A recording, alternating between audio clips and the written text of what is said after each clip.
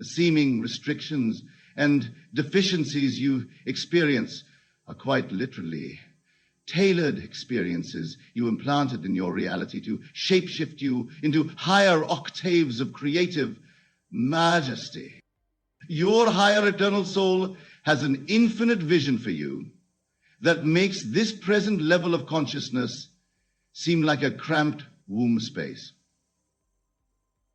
It dreamed you into this narrow band of focus for the specific purpose of arousing an ecstatic rebirth into your unbounded cosmic nature and infinite co-creative birthrights. What you may often perceive as limitations, oppressive restrictions, or misfortunes are actually metaphysical puzzle pieces, perfectly calibrated by your highest consciousness to initiate you deeper into the mystical realms of unbounded imagination.